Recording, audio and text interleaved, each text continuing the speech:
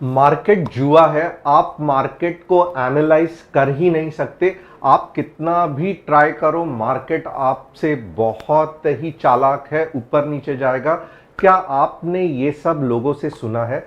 तो अगर सुना है, आप मेरा कल का वीडियो देख लेना, जहां पे मैंने क्या कहा था कि 19570, 19570 छुपा नहीं रहा हूं, ये कल का ही जो एनालिसिस किया था, ये कल के ही नंबर्स है। 19570 को मार्केट में रेजिस्टेंस है, यानी कि यहां से मार्केट नीचे आने के चांसेस है, ये कल कहा था। और आज क्या हुआ आप देखोगे तो पूरे दिन मार्केट 19570 के यहां पे ही गोते खाते बैठा। ये कैसे हुआ? तो ये कुछ लॉजिक है, मार्केट में कुछ लॉजिक होता है। मार्केट रैंडमली नहीं जाता है मेरे दोस्त। जो आपको बताता है कि शेयर मार्केट जुआ है, सट्टा है, गलत है। मार्केट बहुत सिंपल है एनालिसिस करने के लिए। आज 19570 को ही मार्केट ने रिवर्सल क्यों लिया? ये क्या है मार्केट का, ये राज क्या है? आपके सामने मैं अगले 5 मिनट में ये मार्केट का पूरा राज खोलने वाला हूं।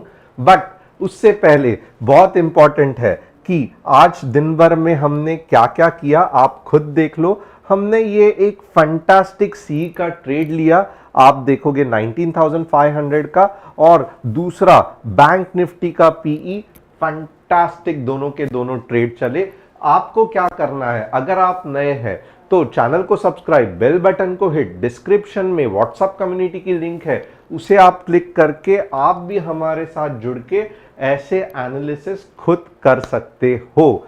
आपको लॉजिक इंट्राडे में चाहिए तो डिस्क्रिप्शन में व्हाट्सएप कम्युनिटी लिंक है, उसे क्लिक करके हमारे साथ जुड़ जाओ। अब अपार्ट फ्रॉम दैट आप देखोगे तो आज मैं निफ्टी बैंक निफ्टी का एनालिसिस तो बताने ही वाला हूं। कल बैंक निफ्टी की एक्सपायरी है, तो पहले मैं बैंक निफ्टी के डिटेल्स बताऊंगा। उसके बाद में हिंदुस्तान कंस्ट्रक्शन, ये जो क्लिक फास्ट है, उनका बताऊंगा। यूनियन बैंक रघु जी के लिए, टाटा स्टील शाम के लिए, और धर्म के लिए भारत फोर्ज। तो ये चारों चीज मैं सेशन के एंड में एनालिसिस करने वाला हूं। आप चाहते हैं कि मैं आपका भी स्टॉक एनालिसिस करूं, तो कमेंट करना मत भूलना कि आपको कौन से स्टॉक का एनालिसिस चाहिए। आज का टारगेट है कि मुझे वापस चाहिए कम से कम 2000 लाइक्स, और अब 900 के ऊपर कमेंट्स अगर रहेंगे तो मार्केट का जो मैं आज राज बताने वाला हूं, उससे भी बढ़िया बढ़िया मार्केट के सीक्रेट्स मैं आपको सिखाऊंगा। बट आप बहुत कंजूसी करते हो, आप कमेंट्स नहीं करते हो, आप लाइक नहीं करते हो। आपको कुछ चीज पसंद आती है तो ऑसम, ग्रेट या फैंटास्टिक, या चलो ये सब मत लिखो, मजा आया, अच्छा लग रहा है, ये तो लिखो। आप अपने दिल का हाल नहीं बताते हो, इसके लिए मैं ज्यादा इंकरेज नहीं होता हूं कि वन बाय वन आपको और डिटेल में समझाओ। तो बहुत इंपॉर्टेंट है, आपको क्या करना है कि फटाफट यहां पे लाइक और शेयर करते रहना है। तो अब आइए चलते हैं एनालिसिस के ऊपर। सबसे पहले ये क्या चीज है मार्केट, ओके? ये क्या हो रहा है, ये क्यों होता है? यानी कि जब हम ऐसा कुछ ड्रॉ करते हैं तो क्यों ऐसे होता है कि मार्केट यहां पे ही आके रुक जाता है? तो थोड़ा सा लॉजिक समझते हैं। हम डिमांड और सप्लाई के पॉइंट ऑफ व्यू से देखते हैं, ओके? अब मार्केट में पहला मैं आपको सिंपल कंसेप्ट सिखाऊंगा, उसके बाद में धीरे धीरे इसको ऊपर बिल्ट अप करते जाऊंगा, ओके? अब क्या अच्छा लगता है आपको? प्याज, भिंडी, ओकरा, रसमलाई, काजू, क्या अच्छा लगता है? क्योंकि ये सब कमोडिटी है, राइट? या फॉर एग्जांपल अदरक, लहसुन, जो भी है। मैं यहां पे टमाटर के एग्जांपल लेता हूं, ओके? चलो, अब फिलहाल टमाटे का सीजन है, तो यहां पे आप देखोगे ना, तो 1 किलो टमाटर, ओके, 1 किलो टमाटर नॉर्मल इसमें 50 रुपए में बिक रहे हैं, ओके? अब समझ लो कि कुछ बारिश सही नहीं आई, जिसके कारण टमाटो का प्रोडक्शन जो है वो कम हो गया है, ओके? टमाटो का प्रोडक्शन कम हो गया है, और लोगों को डर लगने लगा है कि मार्केट में टमाटो नहीं मिलेंगे, तो लोग क्या कर रहे हैं, टमाटो खरीदना चालू कर रहे हैं। और आप रिटेलर्स तो कर ही रहे हैं, यानी कि स्टॉक मार्केट में हमारी तरह रिटेलर्स तो कर ही रहे हैं, बट इंस्टीट्यूशनल इन्वेस्टर्स यानी कि बड़े बड़े ट्रेडर्स जैसे कि म्यूचुअल फंड होते हैं, वहां पे बड़े बड़े वेयर हाउस के लोग होते हैं, कोल्ड स्टोरेज में टमाटो को डालते हैं, जिनको टमाटो सॉस बनाना है वो भी लॉट में खरीदते हैं। तो इससे क्या होता है कि जो टमाटो 50 रुपया किलो है वो बढ़ के चलो 70 रुपया, बट नहीं मुझे और खरीदना है, चलो 70 रुपए के और मैं पैसे देके खरीदूंगा, शॉर्टेज है 80 रुपीज नहीं रुकूंगा, 90 नहीं रुकूंगा, 100 नहीं रुकूंगा, 150 नहीं रुकूंगा, 200 नहीं रुकूंगा। ओके, अब 200 रुपया किलो और कंटिन्यूस ये सब लोगों ने मिल के, आपने मैंने बड़े बड़े स्टोर हाउस ने सब कर खरीद के टमाटो का रेट कर दिया 200 रुपया किलो। ओके, अब लोगों को कुछ लग रहा है कि यार 200 रुपया किलो है, ओके, और ये थोड़ा सा अब महंगा लग रहा है, ओके, और मेरे पास ऑलरेडी इतना सारा स्टोरेज में पड़ा हुआ है, तो क्यों ना मैं मार्केट में 200 रुपए किलो से टमाटो बेच दूं। अब किसने तो जमा करके रखा है इसलिए प्राइस बढ़ गया, राइट। तो मैं एक बड़ा ट्रेडर हूं और मुझे लग रहा है कि यार प्रॉफिट कमा लेता हूं ना, अगले साल आएगा नहीं आएगा, सरकार बाहर से भी इंपोर्ट कर सकती है या बीच में से ही एक टमाटो का और हम उत्पादन कर सकते हैं। बट आज के तारीख में जो मैंने 70 रुपए में खरीदते थे 200 रुपए हो गए हैं और मेरे पास 3 या 4 टन टमाटर पड़े हैं, तो मैं 200 रुपए में उसको बेच दूंगा। तो अब क्या होगा कि 200 रुपए में मैंने बेचना चालू किया। ओके, तो यहां पे थोड़ा सा स्टोरी को देख लो, ऊपर चला गया, 200 रुपया हो गया, जैसे ही 200 रुपया हो गया मैंने लॉट में बेचना चालू कर दिया।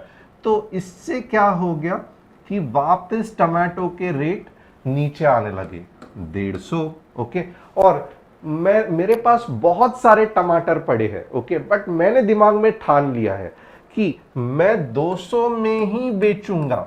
ओके, वापस जब टमाटो का रेट 200 आएगा मैं वापस बेचना चालू कर दूंगा।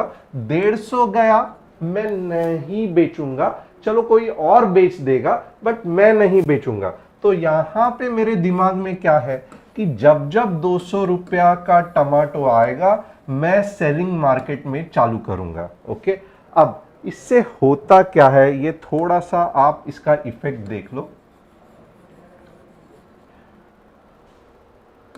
टमाटो का रेट नीचे जाता है, बाद में वापस समझो बाइंग आ गई, कोई तो भी लग रहा है कि नहीं मुझे चाहिए मैं खरीदूंगा, वापस 190, 199, और जैसे ही 200 आता है मैं वापस टमाटो अपने बेचना चालू करता हूं, वापस नीचे चला जाता है, वापस कोई तो भी बोलता है कि नहीं यार हमें जरूरत है, वापस मैं बढ़ाना चालू करता हूं, मीन्स मैं नहीं, कोई तो भी खरीदना चालू करता है। अब वापस जब 200 आता है तो मेरे पास अभी भी टमाटो का स्टॉक पड़ा हुआ है, वापस मैं बेच के प्राइस नीचे लाता हूं। अब एक टाइम ऐसे आएगा कि मेरे जो 4 या 5 टन के टमाटो है वो खत्म हो जाएंगे, राइट। और फिर क्या होगा कि अब के बार जब बाइंग आएगा तो प्राइस 200 के ऊपर जाएगी, 220, 230 जो भी जानी है वो जाएगी। बट आपको लॉजिक समझा रहेगा कि पिछले बार जो प्राइस 200 की थी, मैंने मींस मार्केट में मैंने बेचना चालू किया, बट मेरा लॉजिक क्या था कि 200 आएगा तो ही मैं बेचूंगा, 200 के नीचे चला गया मैं अपनी सेलिंग बंद करूंगा। इसके लिए होता क्या है कि वापस जब डिमांड बढ़ता है 200 आता है, वापस क्योंकि मैंने दिमाग में ठान लिया है कि 200 को ही बेचूंगा, वापस मार्केट में सेलिंग आती है। ओके, और ऐसे करते करते एक पॉइंट ऐसे आता है कि मेरे टमाटो खत्म होते हैं और फिर प्राइस ऊपर बढ़ता है। तो कितने लोगों को ये लॉजिक समझ में आया? और ये है मेरा 200 का टमाटर, यही तो कल समझाया था, राइट। कितने लोगों के दिमाग की बत्ती चल रही है? ओके, अगर आपके दिमाग की बत्ती जल रही है कुछ इस तरीके से, जो आपको मजा आ रहा है मैं जो कह रहा हूं वो ओके, आपके दिमाग की बत्ती कुछ इस तरीके से जल रही है तो यस करके लिखना, बल्ब इज ऑन। यस, मजा आ रहा है कि नहीं आ रहा है? अरे यार मैं इतने मजे मजे में सिखा रहा हूं आपको और आप लिख नहीं रहे हो कि यस बल्ब इज ऑन।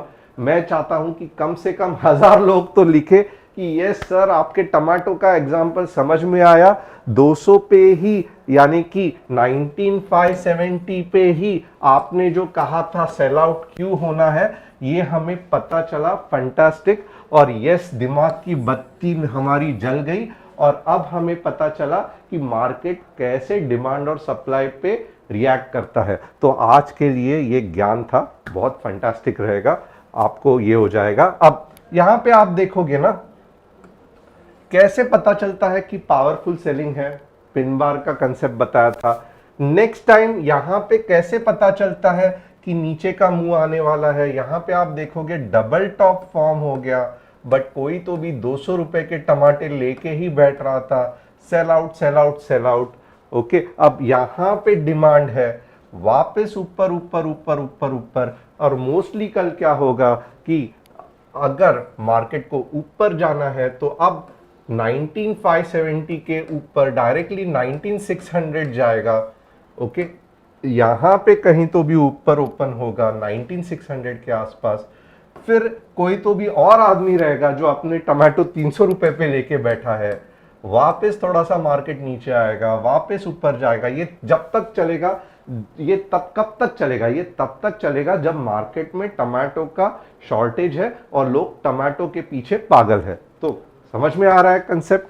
अब इसका मतलब क्या है? तो कल के हमारे लेवल्स क्या रहेंगे, हम डेली चार्ट में देखेंगे कि कल हम क्या कर सकते हैं मार्केट में।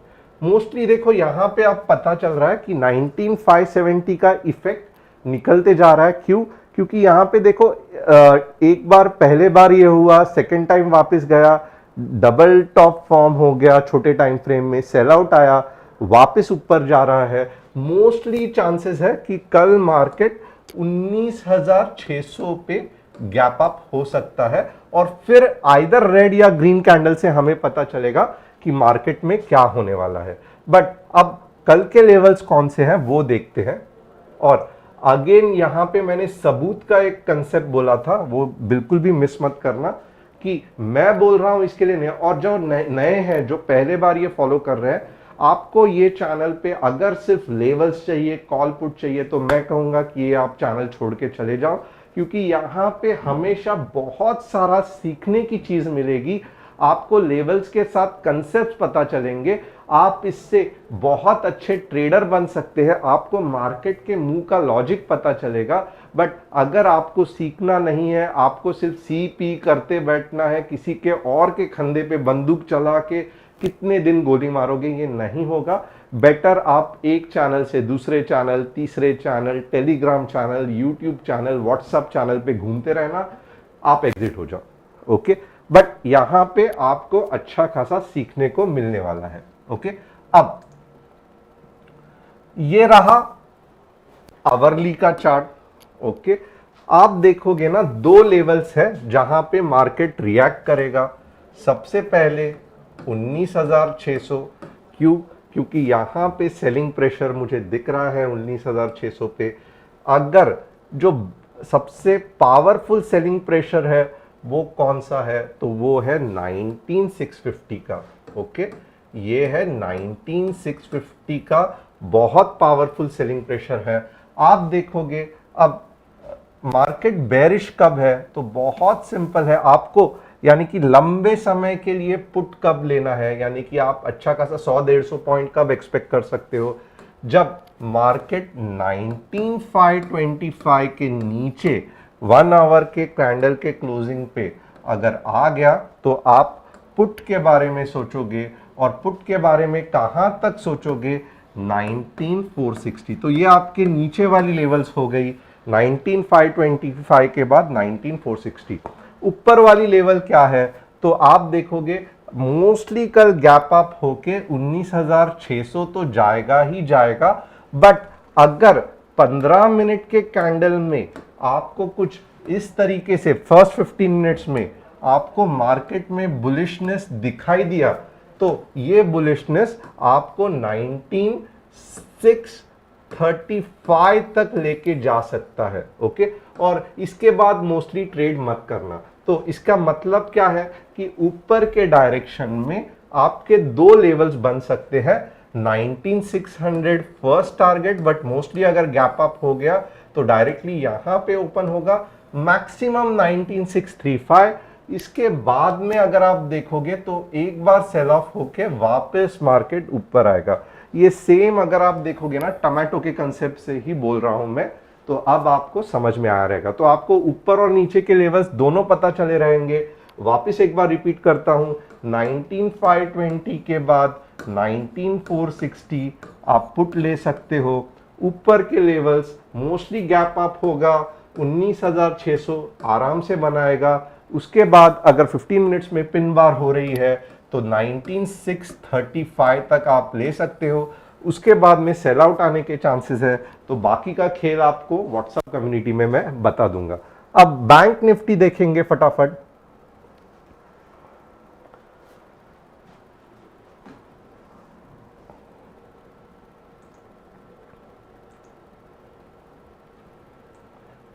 क्योंकि कल बैंक निफ्टी की एक्सपायरी है और मैं आपको आवरली चार्ट में दिखाना चाहता हूं बैंक निफ्टी कैसे रिएक्ट करेगा। सबसे पहले तो क्या है कि आपको ये जानना है 44,400 के बाद ही पुट लेना है और अच्छा खासा नीचे जाएगा। और मोस्टली आप देखोगे ना, अब नेक्स्ट लेवल क्या है बैंक निफ्टी की, जहां पे कल के दिन में बैंक निफ्टी मूव हो सकता है 44,630 तक बैंक निफ्टी जा सकता है। कौन से लेवल के बाद पक्का जा सकता है ये भी बताता हूं।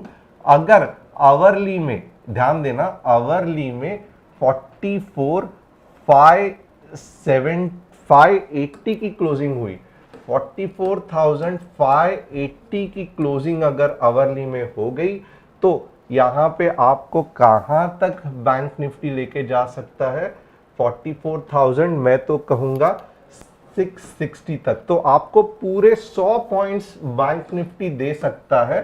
44,580 के बाद 44,660 तक जा सकता है।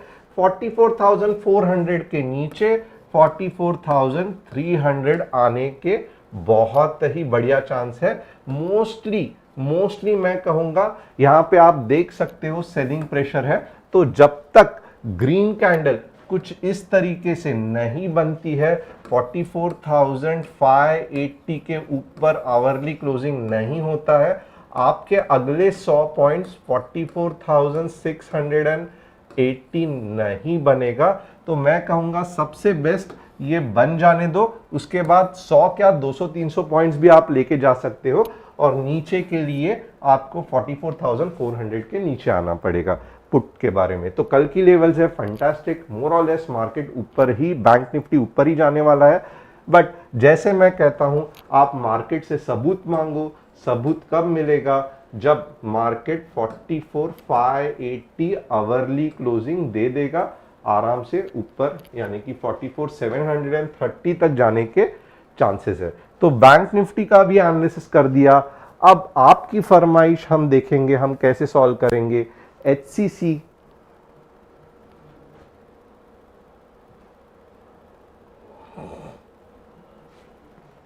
वीकली चार्ट फंटास्टिक ही है, नो डाउट। यहां पे अच्छा खासा बाइंग होना चाहिए था, बट एनीवेज 30 के ऊपर वापस आप एंट्री कर सकते हो। अब मैं क्या बताऊं, ये बुलिश ही है, बट यहाँ पे थोड़ा सा सेलिंग प्रेशर है, वापस नीचे जाके ऊपर आने के चांसेस है। तो HCC सही है, बट थोड़ा सा स्ट्रेच्ड है, तो पुल बैक आएगा। अभी अगर आप पूरा पैसा लगाओगे अटक जाओगे। यहाँ पे यूनियन बैंक एक अच्छा खासा एंट्री पॉइंट बन रहा है, आप अभी भी एंटर कर सकते हो। 89 पे 100 तक आप सोच सकते हो जाने का। नीचे के साइड पे आपका ये जो है वो स्टॉप लॉस होगा। तो यूनियन बैंक मेरे तरफ से फुल मार्क्स, एंट्री बनती है वीकली में। अब टाटा स्टील देखेंगे। टाटा स्टील भी मोर और लेस फंटास्टिक है, बट यहाँ पे एक अच्छा खासा सेलिंग पॉइंट है। अब 131 है, 138 तक जा सकता है, 130 या 129 का आप स्टॉप लॉस लगा सकते हो। बट ओवरऑल आप देखोगे ना, Tata steel is also bullish, ऊपर जाने के चांसेस बहुत बढ़िया है। अब भारत फोर्ज देखेंगे कि भारत फोर्ज क्या है। ज़्यादा स्ट्रेच हो गया है, ऑलरेडी ऊपर चला गया है। आप देखोगे नॉर्मली इतना जाता है, अब बहुत ऊपर गया है, थोड़ा सा नीचे जाके वापस ऊपर आ सकता है। तो ये पॉइंट कौन सा रहेगा ये आपको ढूंढना पड़ेगा। But overall Bharat forge is bullish.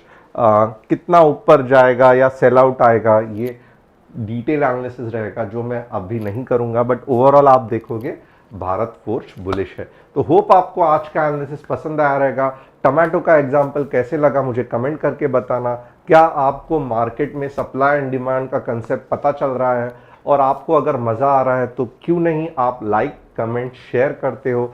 2000 आज कम से कम लाइक्स, 100 कम मैं कहूँगा 700 से 800 कमेंट्स, और आप जितना हो सके बाकी के चैनल्स पे, आपके यूट्यूब के ग्रुप, व्हाट्सएप के ग्रुप पे, टेलीग्राम पे, फेसबुक पे शेयर करना, ताकि ज़्यादा से ज़्यादा लोग हमारे साथ, हमारे फैमिली के साथ जुड़ सके। Thanks a lot. कल मिलते हैं बैंक निफ्टी एक्सपायरी के।